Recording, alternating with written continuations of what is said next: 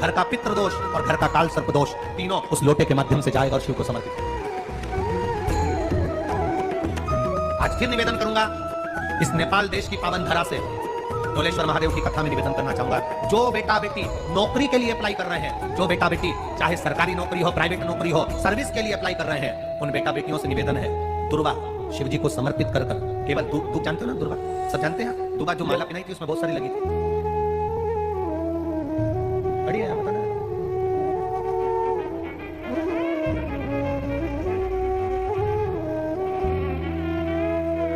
दुर्वा। जो बेटा बेटी सर्विस के लिए अप्लाई कर रहे हैं, तुम मेहनत करो, पढ़ाई करो, खूब पढ़ो, खूब तैयारी करो, अच्छे से तैयारी करो।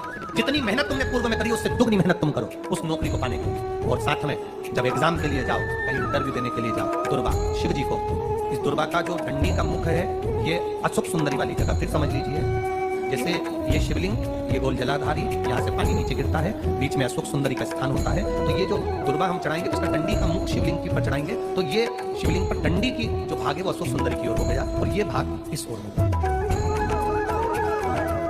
शिव जी को समर्पित कर पहले दुर्वा चढ़ाएंगे, उसके बाद में देवाधिदेव महादेव को एक लोटा जल जो तुम घर से लेकर गए हो वो समर्पित करो। 3 महीना लगातार अपनी पढ़ाई की मेहनत करो, अपने इंटरव्यू की मेहनत करो और खूब अच्छा पढ़कर साथ में एक लोटा जल और दुर्वा शिव जी को भले 10 दुर्वा की जगह केवल एक दुर्वा चढ़ाओ, चढ़ाकर जल चढ़ाना। 3 महीने तक लगातार बाबा से प्रार्थना करना। विश्वास करता है अगला पत्र तुम्हारा व्यासपीठ पर होगा, नौकरी निश्चित। आप करो मेहनत, कर्म करने में पीछे मत हटना, पढ़ने में पीछे मत हटना, विद्या अध्ययन करने में पीछे मत हटना, अच्छी एजुकेशन पाने में पीछे मत हटना। पहले मेहनत अपनी करो। पूर्व में जो इंटरव्यू दिए हैं उसमें जितनी कमी रह गई, अगली कमी को पूर्ण करने के लिए अच्छी मेहनत करो, खूब पढ़ो, खूब अच्छे से विद्या अध्ययन करो, तो फिर बाबा पर समर्पित होगा। बाबा पर विश्वास कर भरोसा पूरा कर जाना। इंटरव्यू देते समय अपना दिल पावर मजबूत होना चाहिए कि मेरे साथ मेरा काल अधिपति महाकाल है, अब निकल कर मानो। हम दुकान खोलते हैं, कपड़े की दुकान खोल रहे हैं, किराने की दुकान खोल रहे हैं, लोहे की दुकान खोल रहे हैं, भंगार की दुकान खोल रहे हैं, क्या ये दुर्वा? एक दुर्वा, सबसे पहली दुर्वा, सबसे पहली दुर्वा गणेश जी को और सबसे पहली दुर्वा शंकर जी को किसने समर्पित करी? किसने दी? कौन का विल पावर कमजोर हो गया था?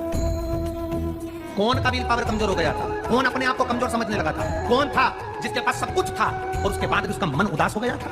वो था कुबेर, धनपति कुबेर, जिसके पास में सत्ता की कमी नहीं थी, वैभव की कमी नहीं थी, धन की कमी नहीं थी, संपदा की कमी नहीं थी। वो कुबेर जो एक जगह बैठ जाए तो लोगों का कुबेर का भंडार भर दे। वो कुबेर का जब खजाना कम हुआ, भंडारा कम हुआ, अंत में उसकी आंख से जब आंसू बहा, तब कुबेर एक दुर्वा लेकर महादेव के पास पहुंचा और महादेव ने एक दुर्वा लेकर रिद्धि सिद्धि के हाथ गणेश जी के पास पहुंचाया। कुबेर से कहा तू अपनी मेहनत कर, तूने दुर्वा दी है, ये दुर्वा तुझे वापस कुबेर अधिपति बनाकर छोड़ेगी। और छोड़ा। एक दुर्वा में वो बल होता है जो उसके विल पावर को मजबूत कर देती, संपदा को मजबूत कर देती, उसकी सत्ता को मजबूत कर देती, उसके वैभव को मजबूत कर देती।